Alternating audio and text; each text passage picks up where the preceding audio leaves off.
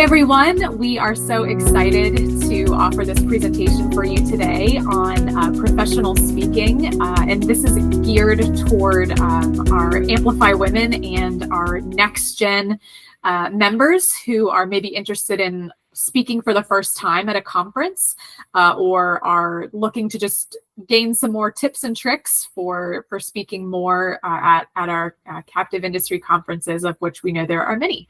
My name is Bailey Rose. I am the co-chair of the CICA NEXTGen committee, and I am here today with Heather McClure and Melissa Hollingsworth, both of whom are Amplify Women members, and are very excited to speak to you today about this topic and to share their experiences with you as two seasoned conference speakers and presenters. And so I'll turn it over to Heather and Melissa to introduce themselves quickly. Hi, everyone. I'm Heather McClure. I am the managing partner at Helio Risk. I'm also on the board of directors at CICA, and I'm glad to be talking to you about this topic. Hi, everyone. I am Melissa Hollingsworth, and I am the former director of risk management at Atlanta Housing, and I am also a member of the CICA conference subcommittee, and I'm glad you all are able to join us. Great. So, Heather, thinking about volunteering to speak, it can be a little bit daunting for even us seasoned professionals, but especially for someone for whom it's maybe their first time submitting a presentation idea to the CICA conference, to VCIA, to any of the other numbers of conferences that we travel to as captive industry professionals. And we're all, of course, busy individuals. We all have a lot going on. So what is it that draws you to volunteering to speak? What are some reasons you can think of why it's worth your time and energy and effort to speak at a conference? Yeah, great question. So, I've been speaking at conferences for many years, and the reasons have probably changed a little bit.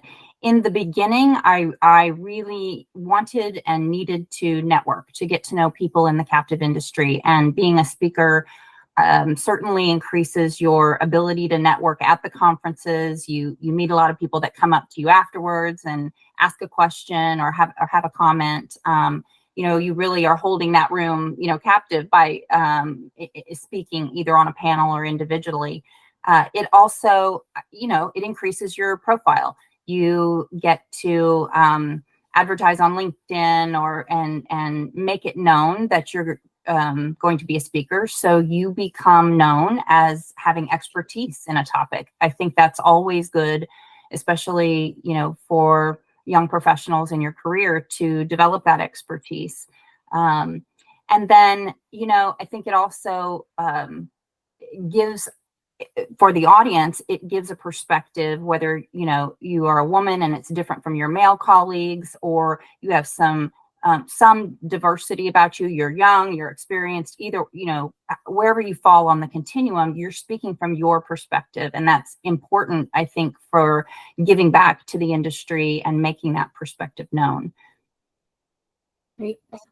Melissa, what can you add to that? Why do you like to speak at conferences? Yeah, I echo almost every single sentiment that Heather had just put out there. And just to kind of add on to it, I mean, as she spoke about the diversity, because I do know that my perspective is different as a person of color and as a woman.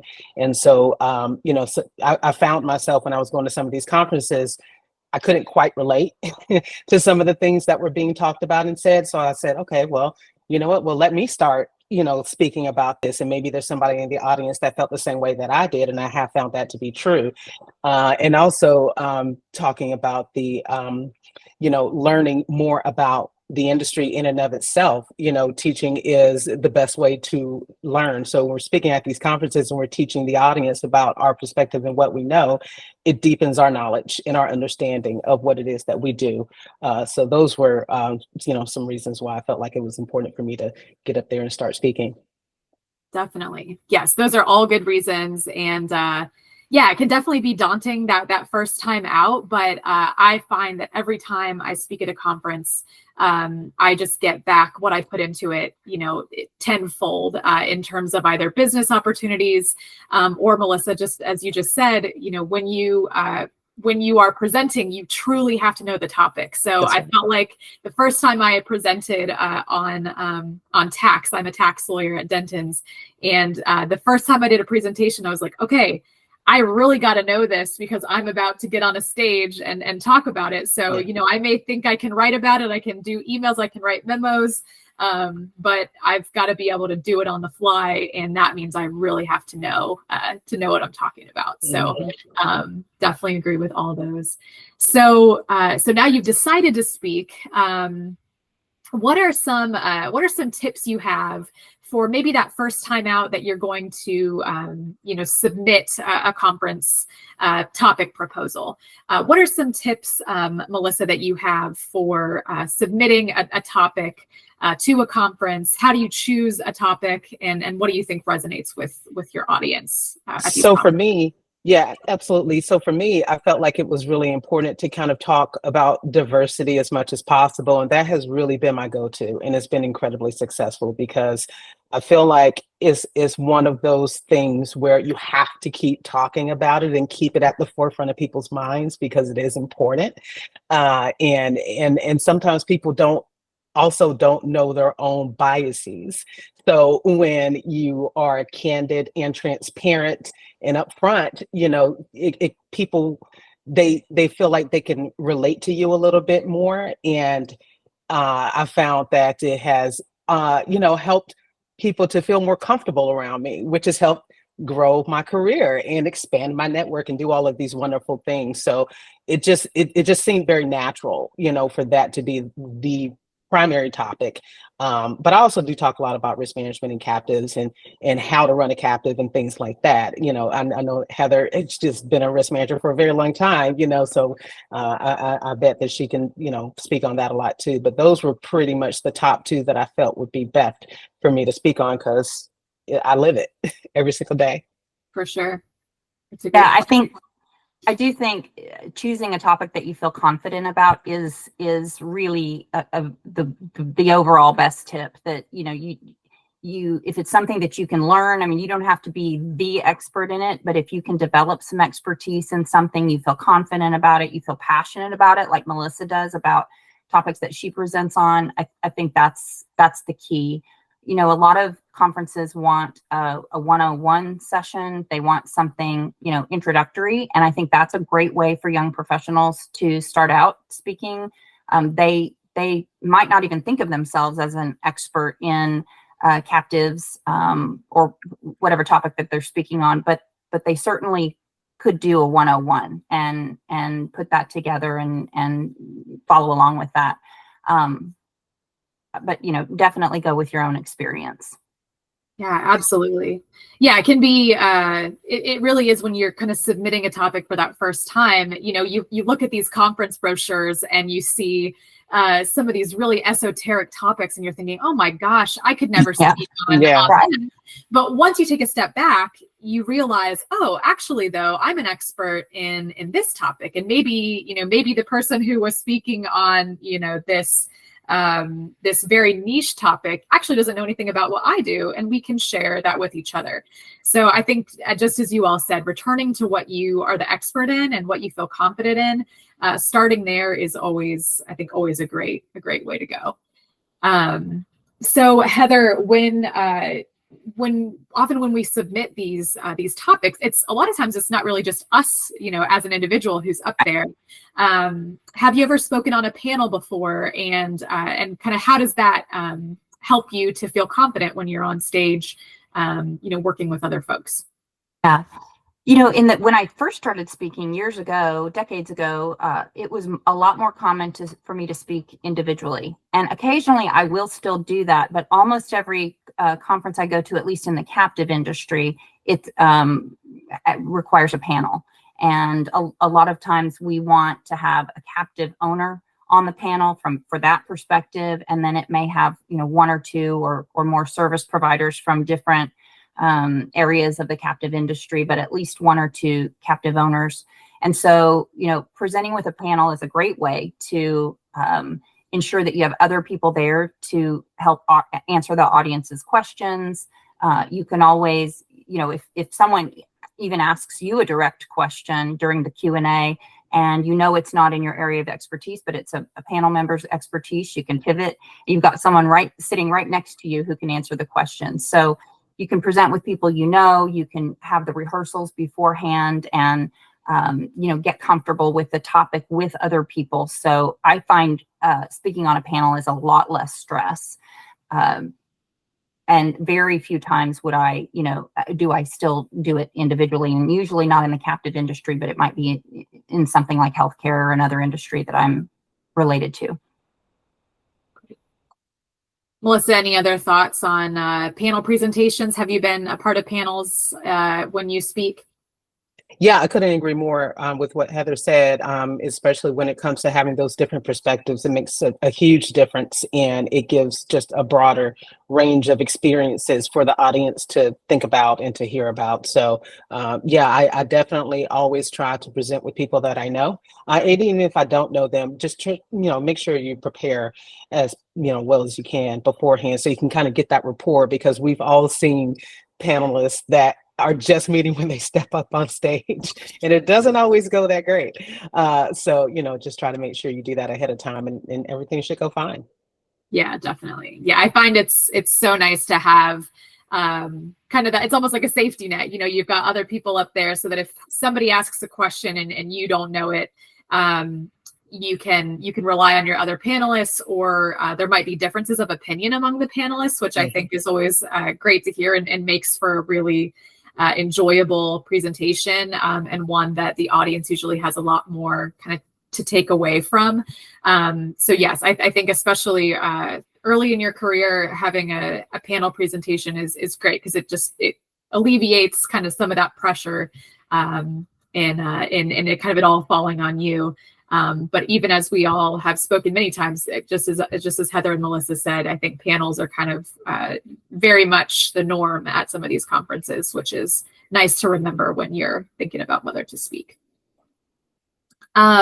So next, Melissa, I wanted to ask if you have ever moderated a panel, or if you have experience with, a particularly good moderator, and is that a way to kind of break in a little bit if you're nervous about being a speaker on a panel? Just talk a little bit about whether moderating can be kind of a way to ease into it a bit. Interesting for me, the very first time that I presented at a conference, I did moderate it, and that I was more comfortable doing that for whatever reason. I still don't know why, than just participating on the panel. And I'm not saying just to, diminish it, but I felt like if I could kind of control the entire thing, it would make me more comfortable. And it really did. I mean, it was a resounding success. When we presented on that topic at the conference, and then I said, okay, well, this is what I should do. I don't mind participating on a panel, but I really kind of shine at moderating, just because it helps me kind of drive the conversation and steer the discussion. So, everybody may not be like me. That's absolutely fine. You know who you are and what you feel most comfortable with. But either way, I feel is a really good way to be able to gain confidence and get more, comfortable, with speaking at conferences. Definitely. I would agree with everything Melissa said. I moderated a panel most recently at the Western Region Conference, and it was a panel of regulators. It was called Regulator Roundup. So I think, to Melissa's point, we can be more comfortable being moderators because we don't have to have the answers. We get to pose the questions, but I'm not a tax expert like you are, Bailey, but I could moderate a tax panel and ask intelligent questions that were, that the panel agreed to beforehand, and control the cadence of those questions and ask the follow-ups, even though I couldn't give the answers on the substantive issues. And so I think that's always interesting to do. Yeah, absolutely. I think moderating is a great way to get experience just speaking. And so it's a good opportunity for folks who are maybe a little bit nervous about stepping into the expert role right away, but as a moderator, you're really kind of a proxy for the audience. Like, you're getting to ask the questions that you want to know the answer to, right, and that the audience is there to learn about. And so you can control kind of the flow of the presentation. And, you've got this panel with you who are there to kind of help you understand a topic, to learn more about a topic. You can ask follow-up questions. So yeah, I think moderating is a great way to get some experience and kind of dip a toe into the water for sure. So I want to talk a little bit about other ways to get involved if you're kind of maybe not ready to take the plunge into speaking right away.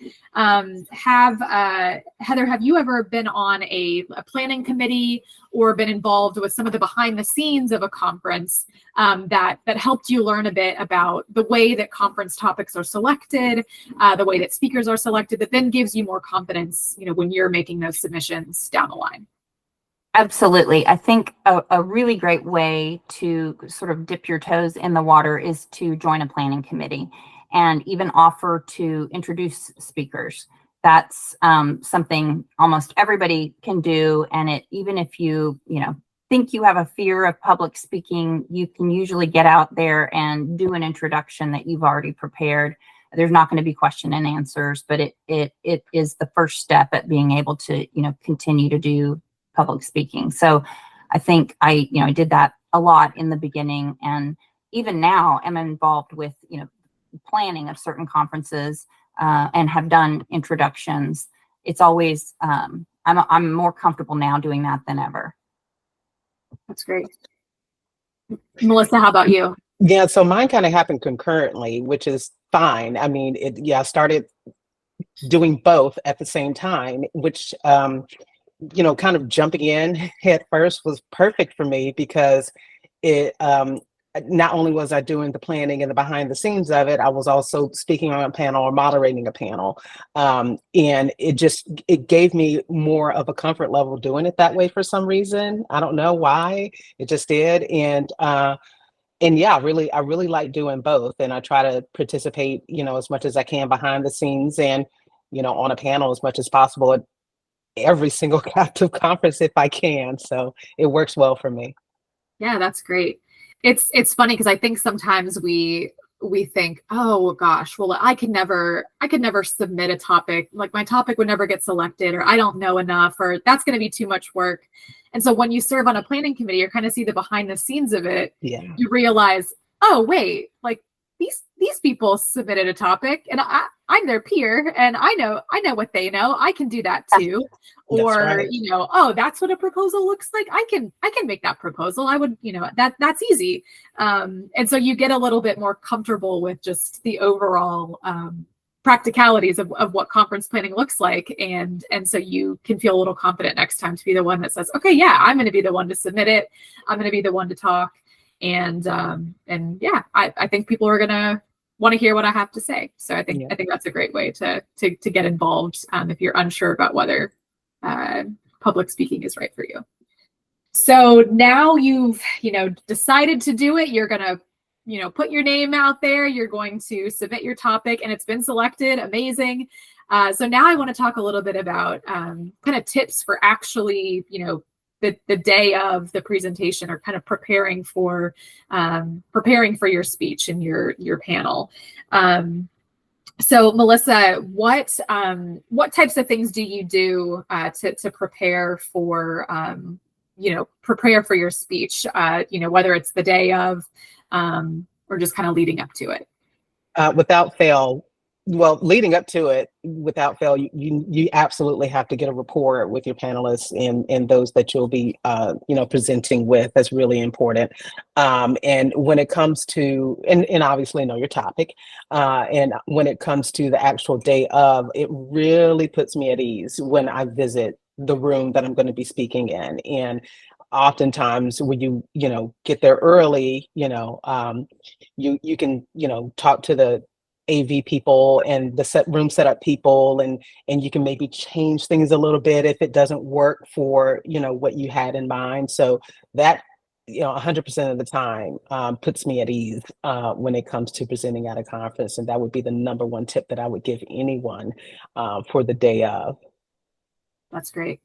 Heather, how about you? What are some things that you do on the day of? The day of. So if it's a morning presentation, I really like to schedule a breakfast meeting with the co-presenters. If it's a panel, Even if we've met before, a lot of times we've met only by video conference. I may know some of them, I may not, but just touching base about any last minute logistics or questions that have come up. As some people have studied the presentation on the plane and have a new question that hasn't come up before. That's always good. If it's an afternoon presentation, obviously having lunch. I like to make sure I know my audience.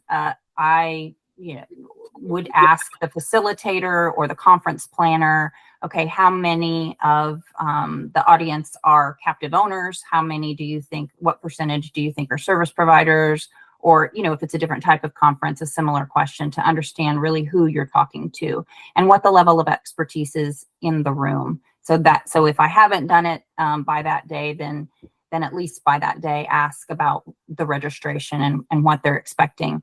And then, arrive early, and to Melissa's point, check out the venue, make sure you know what room you're going to, where you're going to sit, how you're going to be mic'd.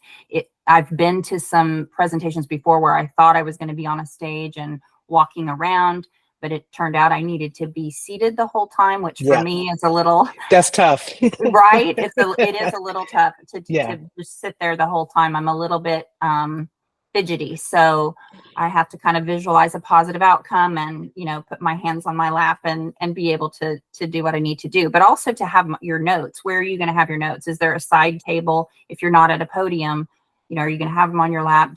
So does that mean you need to convert your PowerPoint 8 by 11 pages to note cards because you're going to be seen, there's no table in front of you? That kind of thing can put you at ease if you know by that day. Definitely. Yeah, I think it's always good to pop your head in the room or watch a couple other presentations if you can, just to see how the presenters are going to be set up. Yeah, a lot of times when I've shown up to give a speech, the presentation is behind me. And so then I realize, oh my goodness, I do need to have it, in front of me, either printed out or on my laptop or something like that.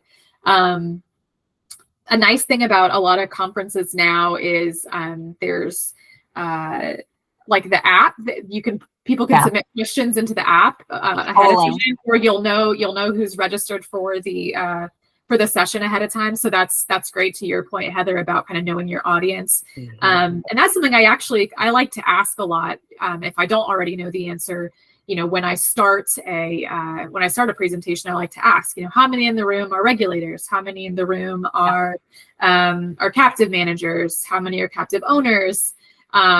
Is anybody here from the IRS? Usually, am I being recorded? Yeah. So it's always good to know who's in the room, and you can tailor your speech a little bit. That reminds me of another tip, that sometimes conferences have that Q&A app where audience members send in questions during the presentation. Usually it's the moderator who has a laptop or a tablet that those questions come into.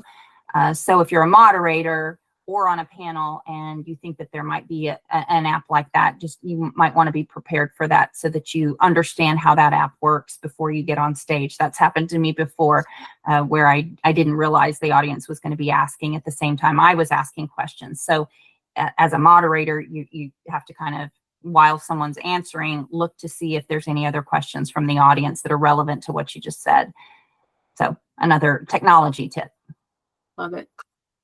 So, Melissa, when you are up on stage, what are some things that you, what are some tips that you have about making sure you feel confident, you feel relaxed?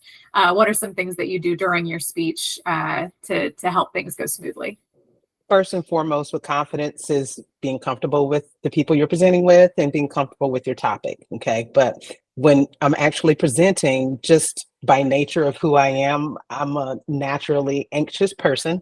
And so I have to really try to remind myself constantly to slow down, because I will talk very fast. My mouth can't keep up with my brain sometimes.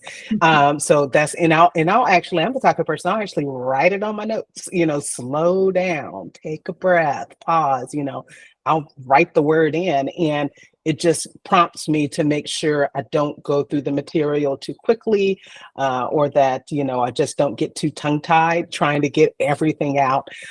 So just first, every single time without fail, that is something that has worked for me. So I would highly recommend that. Great. Heather, what tips can you offer in terms of your voice and your body language when you're presenting? Yeah, I love Melissa's about slowing down. I have that same problem. Some people like to practice with a peer or a friend. Some people do not. I think if you can do that, if you have a trusted colleague that you can just, it's never going to be the same as when you're actually presenting. But if you could go through the material with them, maybe even do a little practice run of a piece of your presentation that you feel least comfortable about, it's helpful to get that feedback. I think during the speech, you really have to focus on the fact that most people want you to succeed. Everybody in that room, nobody wants to see you up there uncomfortable. They're all rooting for you, whether they know you or not. So you're almost always in a friendly environment. And then just, focus on your message. And if you make a mistake, if you advance to the wrong slide or you say the wrong thing, it's just like in any conversation, just say, oops, let's go back, or I forgot to mention this, or hold on just a second, I made a mistake. It's totally okay. It's just like human interactions. It really is just an extension of a dialogue you'd have with your colleagues or your friends. So don't worry so much about making mistakes, because you probably will make one or two. Yes. And just know that, and that you'll be gracious and charming when you do, and everybody will love you even more. Yeah, absolutely. So kind of as a final takeaway, I want to ask both of you about, what, once you've spoken a few times, what are the things that you've taken away from your experience in speaking, and how do you learn from each time that you get up on the podium to present? For me, it's that honest feedback. I mean, I love, getting, the comments and, the talking to folks that attended the session and getting, knowing what they thought about it. It really helps me improve for the next time. And, like Heather said too, about making the mistakes and not being too hard on myself, because I can really beat myself up sometimes. And, that's just an ongoing process of not to do that, because we're all human. We make mistakes. It's okay. And the audience, like she said too, they want to see you succeed, so it's okay. Just don't be too hard on yourself. Don't beat yourself up, and really take that feedback and try to improve, the next time. Exactly. I agree. I think a couple of other, things that came to mind, Melissa, was I think the best way to learn is from your own experience, as Melissa said. And so reading that feedback, usually, and if you haven't spoken before, you may not know this, but usually you do get some obviously redacted for identity feedback back from the conference sponsor about how they felt everybody on the panel did. And they'll share that with you. Mm-hmm. You can elect to look at it or not. I've never received anything, hateful or menacing in any way.